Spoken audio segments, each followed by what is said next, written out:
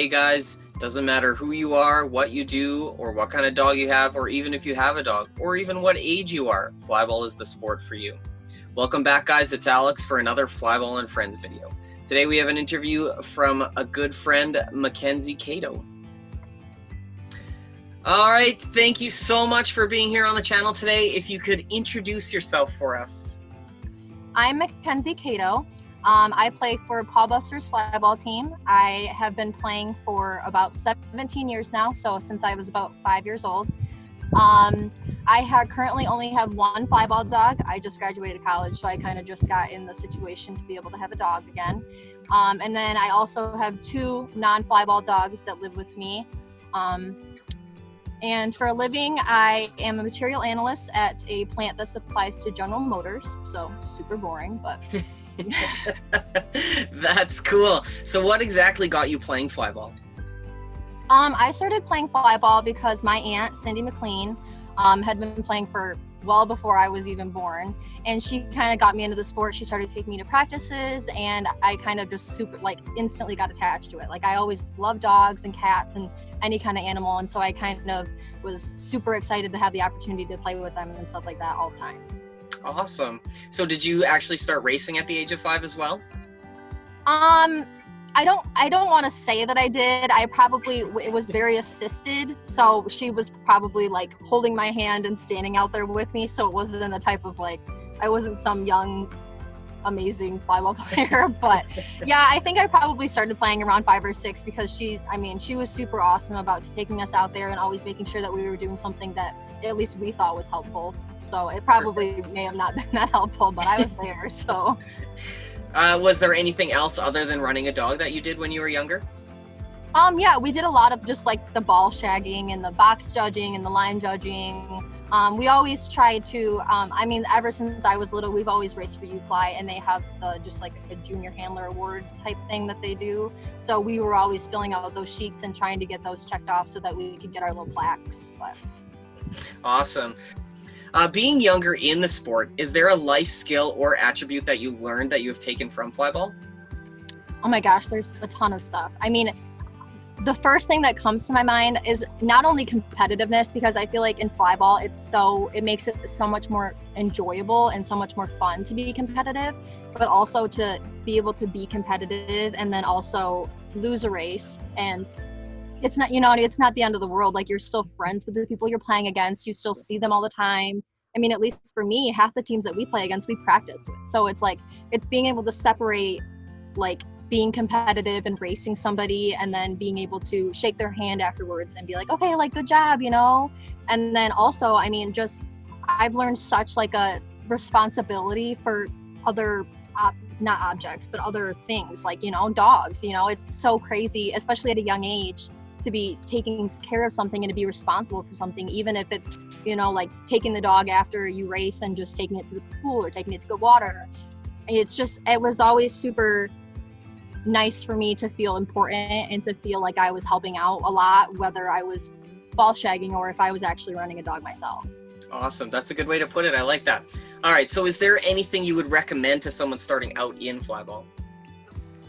I would just suggest taking it slow. I know so many people get into it and they just instantly are like, I want a dog now. Like, this looks so much fun. And I mean, it's fine to get a dog right away, but I think that it's super important to learn everything that you think you need to know about it, to basically make sure that you have all the steps thought out of like what you're going to do, how you're going to raise the dog, because I mean, sometimes people are used to having pets and they're not really used to training a dog to be competitive or training a dog to go into the sport world. So making sure that, I guess, all of your boxes are crossed off before you actually take the big leap. Awesome. Good. All right. Do you have a most memorable dog that you've ever gotten to race? That I've gotten to race? Or that you've gotten to watch race, sorry. Okay. One of the most memorable dogs, I think, is her name's Sue Hoffman, her dog Flair.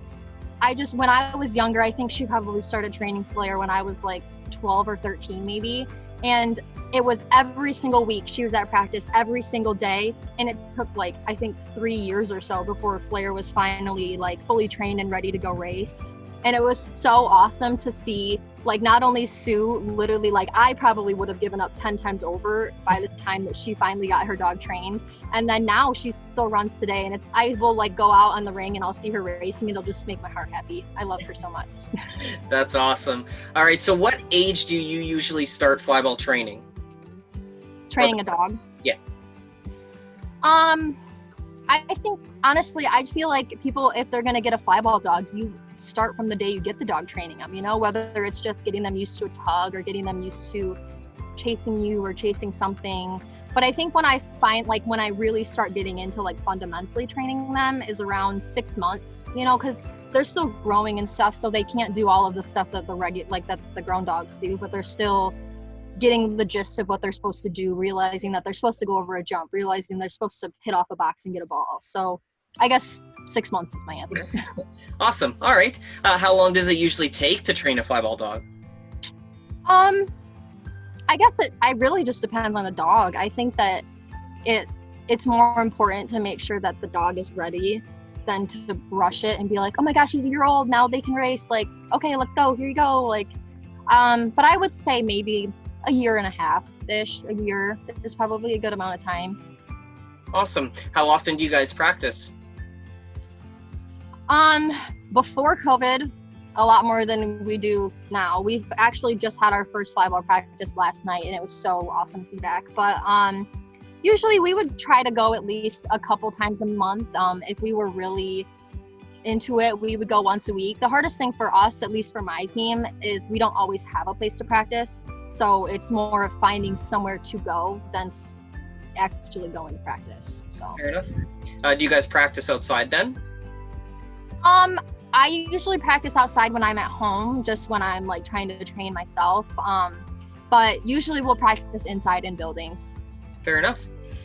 Is there anything else you do at home to help with flyball? I do a ton of stuff. Like, I try to do a lot of recalls, and usually I'll try to set up jumps and stuff and do power jumping and jump work and stuff. And then I actually haven't done it yet with a dog, but with my puppy now, I plan to do, like, a lot of wallboard stuff and a lot of, like, you know, just a lot of box work. So that way it's kind of, like, fresh in their mind, because I know a lot now that dogs are getting injured and stuff because of, you know, just it's hard on their bodies. So for sure. I think it's nice to, like, be repetitive and keep up on it. So for sure. How often do you guys go to tournaments? Honestly, in the summer is usually, like, our more, like, rampant months. Like, we usually have, like, a lot more tournaments and stuff. So usually from, I want to say, like, maybe March, sometimes April, all the way until, like, October, which is usually when championships is. I know this year it was in, like, September or something, I think. But we would usually go to a tournament once every 3 weeks to every month, because there's always one somewhere, you know, in the state within a couple hours. But in the winter, I would say usually maybe once a winter. So I guess it just depends on the season. Especially in Michigan, it is so cold in the winter that it's so hard to do anything. That's funny, because really it gets to -40 up here, so I'm sure your cold is not quite my cold. Okay, so our winter this year, it got to, like, wind chill -20, which is freezing for me, because I would prefer it to be, like, 80 and sunny. So you can fair enough on that one. Do you guys travel lots for flyball, or mostly just do local stuff? We're super fortunate to be able to do most of our stuff local. I mean, sometimes we have a tournament that is less than an hour away from our house. Usually the main tournament that we travel to, obviously championships, is probably about a 9-hour drive for us. But we also travel up north to Escanaba, which is on the other side of the bridge. And that's about a 6-hour drive, because we usually take a camper, so it takes a little bit longer. But for sure. What would be considered local for you? About how many hours of a drive? Like max, like 2. Okay. And do you have lots within the 2-hour range? Yeah, we have a ton. Okay, awesome. What would be the farthest you've traveled for flyball? Honestly, probably championships. And then if not championships, Escanaba, just because, I mean, we've always had the opportunity to be like, okay, there's a tournament this weekend in Grand Rapids, which is an hour and a half away from me. Or there's a tournament in Indiana that's 6 hours. So it's like, okay, obviously we'll just go to the close one, you know? So I've never really had to decide between doing long distance or short distance, so I've been super lucky. But Fair enough. So I guess 6-ish hours aside from championships. Cool. Do you have any outdoor tournaments in your area? I have actually, the only outdoor, it wasn't a tournament. We went to kind of big, like General Motors, every year they have some sort of like a picnic banquet type thing where they'll let outside people come and like go into their plant and stuff, which it's totally unrelated. But we would actually set up outside in the parking lot and put rings and stuff up, and we would race, and people would come and watch our dogs race. So that was outside, but other than that, everything is inside for us. So fair enough. All right, so what would be your favorite tournament to go to besides one of the championships? So many people have already said this, but I'm going to say it again. I love Escanaba. It's my favorite tournament. If anybody ever has the opportunity to go, it's so much fun. I mean, it's just awesome. We're raising money for shelters, and like, it's always, the weather is super awesome up there. And we always have like our slip and flip tournament, which I actually host. I took it over from Roz. She was hosting before, and then she kind of handed it on to me. But it's super fun because we all race, and then we go out and kids drink pop, and then adults will drink beer or whatever and play slip and flip. So yeah, and we're the champions, so it's fun. That's awesome. So you're the team to beat. Yeah, duh. We're awesome. Probably helps that like we're like 3/4 children, so they don't have to drink alcohol, but fair enough. What would be one of the most important things you learned when you first started playing flyball? I would say one of the most important things that I learned was, I don't know, I feel like I was learning so much. I think I learned so many like personable skills. Like, I learned to connect with so many different people across like so many different demographics and so many different like age groups, you know? And I feel like it's really helped me now, like not only in like adulthood, but as I was growing up, I was always super comfortable with like talking to anybody. And I kind of say that flyball helped me because, I mean, everybody was always like, oh my gosh, I've watched you play since you were a baby, like I've known you forever. And I'm like, I don't really know you, but okay, like what's up? And so I kind of just got to the point where I was like talking to everybody, and I felt like I was on a super good like acquaintance / like friend level with everybody. So it made it super easy and made it feel super welcoming. For sure. Okay, now, out of all your dogs, whether it's yours or somebody else's, is there a dog out there that you enjoyed running over any of the other ones? I think I have two questions that have two answers, and this is one of them. Okay. There's one dog that I started racing when I've raced this dog for as long as I can remember, and he was the height dog on our A team. His name's Judgment. He's owned by Connie Skalski. He literally, like, he was my best friend. Like, honestly, I would go and like pick him up and take him. I would like babysit him for the weekend sometimes. And like, I raced that dog until he was like 13 years old. So he was like a big part of my childhood. But after I raced him, after he retired, I started racing my Aunt Cindy's dog, Zeal.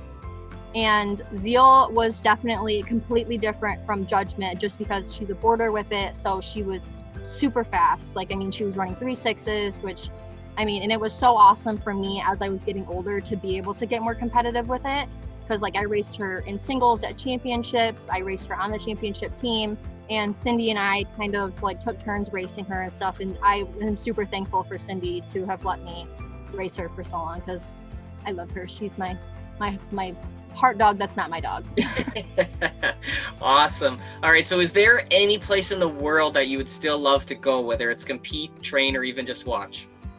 I think that one place that I'm really interested to go is I am interested to go overseas and stuff, because like, who doesn't want to go to Europe and stuff? But yeah. I honestly just kind of want to go to like the other side of the states, you know, like California, Nevada, because I've never been on that side, you know, and we see a lot of them when we come together for championships and stuff, and even some of them make the drive to Escanaba. But I think it would be interesting to see like how it's different all within the same country. Yeah. So that's always been interesting to me. That's cool. Okay, so what exactly do you like about playing flyball? I'd be lying if I didn't say I love being competitive. I'm a very competitive person. For me, it's always been like a family sport. I mean, more than half of my team for a long time I was related to or have known since I was a baby. But I think of my flyball family as my family, and I love all of my teammates and stuff, and even people that aren't my teammates. So I love going and seeing people and hanging out with them and just being able to be there, I guess. For sure. So is there a team or maybe person out there that you love racing against? Oh, there's definitely lots of people that I like to race against. I think my favorite team to race against is Asylum Unleashed, just because they're super close to us. They live, I think some of them live in Wisconsin, some of them live in Indiana, I believe. But I mean, they're always at the local tournaments that we're at. They're always within the same kind of like speed zone as us. So we're always super competitive. We go back and forth between winning and losing between the two of us. So it's always super nice to go out and banter with each other while we're out there. So awesome, for sure. Is there a team out there that you haven't been able to watch yet that you would like to? That's a good question. I don't know. Because I mean, I always like to go and watch the teams at championships. I feel bad saying this, but I don't really know a lot of outside teams or anything. You know, like I know a lot of the teams in my area, but I don't know a lot of teams, I guess, is my answer. So I think I would say, just from what I've seen and everything, I would love to watch Joe Lamont's team in Europe play. I've seen videos and stuff, and I've met him before, but I haven't been able to watch how his ideas and stuff come together on a racing level. For sure. Awesome. Okay, now what would be one of your earliest memories of flyball? My earliest memories of flyball, we used to have a training building in Columbiaville, which is probably about 30 minutes from my house. So every Friday we would go and we would practice. So we would get out of school, me and my cousins, and we would all get in my aunt's car and she would drive us there, and we would stop and get Taco Bell on the way. And then we would be driving and we would get there and she would give each of us a quarter, because each quarter we could buy a pop. So we would buy a pop and we would sit there and we would eat our food and drink our pop. And then after we were done, we would be able to help everybody race. And there was always multiple different teams, multiple people from all different areas that were there. And so it was super fun to be able to see, you know, just a bunch of different dogs and the way people trained. And then, I mean, everybody was always super helpful in letting us like race their dogs. They're like, okay, come on, you can come race with us. And we would just, you know, even if we were standing there holding their leash by like a finger, like they would just be like, oh, you're doing so good. And I think that's kind of what really got me into it, was that everybody was so supportive and everybody was like, oh my gosh, you're doing so awesome. Like, good job. And I was like, thanks. That's cool. Now, do you have a favorite memory of flyball, whether it's on or off the racing lanes? I think that my favorite memories are always championships, just because like I always am so, my aunt and I will go and we'll like walk the arena, I guess you can call it, and then we would like walk along and look at all of the boards and stuff. And it was always super nice because we would be like planning, we're like, okay, what dogs do we want to race against this team? And what dogs do we want to race against this team? So I've always loved going there and being able to like be super competitive and try to win. For sure. Okay, now do you have any personal goals playing this sport? My personal goal probably would be just to get my puppy that I have right now racing. It's been my first dog. Like, I just graduated from college in August of last year. So I had a big kind of sabbatical where I didn't have a dog of my own, and I didn't really race a ton as much as I normally did. So I think at this point I'm kind of like really ready to get back into it, and I'm really ready to, you know, have my own dog and be able to race, because for a long time I was just racing other people's dogs. So I guess it's just training my dog and then being able to race her would be my goal. For sure. Now, is there anyone that you look up to in flyball, maybe as a mentor, whether it was when you first started or even now? That's like probably one of the easiest questions, because my Aunt Cindy is the one who drug me to flyball practice. And yesterday I was talking to her about it. I was like, okay, you know more about my flyball career than I even do, so you're gonna have to give me some like pointers. She was like, well, like, we started taking you when you were 5, and ever since then you were just super upset, like you loved it. And I've always remembered her as the person where I'd be like, okay, so I just did this, but like, what should I have done that instead? And she was like, yeah. And so she would she was always super helpful with pointing things out and helping me. And then I was so used to watching her helping other people, you know. She was always like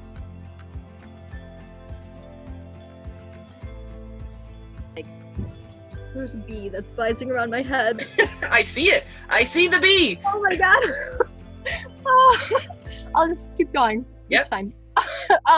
But yeah, so it was super awesome just to be able to grow up watching her and seeing how she handled not only the sport, but handled treating other people in the sport and showing her competitiveness, which is, I learned a lot of my competitiveness from her, but being able to separate that and be friends with other teams and other people and not let drama, I guess, get in the way, because sometimes drama's everywhere. So, we just, it was always super nice to be there and not have to worry. Like we just came to play, and we loved to be there with our dogs, and we loved to see everybody.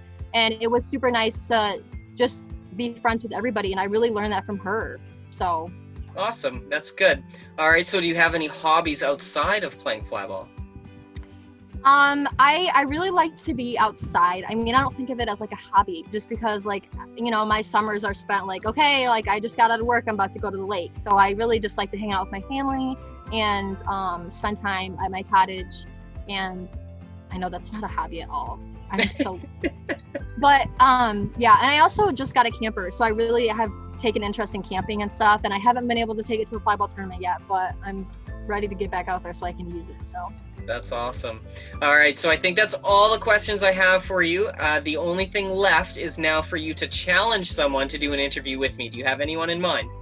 Yes, I have somebody in mind. I'm hoping that nobody has challenged him, because I haven't caught up recently on the videos, but I am going to challenge Kevin Hesse from Asylum Unleashed, just because I have watched him more recently in the last couple of years, how involved he is behind the scenes and stuff with flyball. And it's always so amazing to me, how many good ideas and thoughts that he has. So I'm really excited to see what he has today. Excellent. Thank you so much, Mackenzie, for nominating him. I will hopefully get in contact with him real soon. Other than that, that's all I have. So thanks again for being on the channel. Thanks for taking time out of your day to be here. And other than that, just hopefully we'll see you on the racing lane soon. Yeah, hopefully. Thank you for having me. Thanks again, Mackenzie, for doing this with me. It was awesome getting to meet you. If you guys are new here, make sure you hit that subscribe button and hit that notification bell to make sure you get all the notifications of all the newest videos that come up. If you guys would like some more information on flyball, make sure you check out the links in the description below. Got lots of information about it. If you guys also would like information on Pawbusters, there is also a link in the description below. If you guys would hit that like button just to show that you like this interview, that would be amazing. And leave all your comments down below. If you have anything for Mackenzie or myself, that would be fantastic. Until next time, guys, see you then.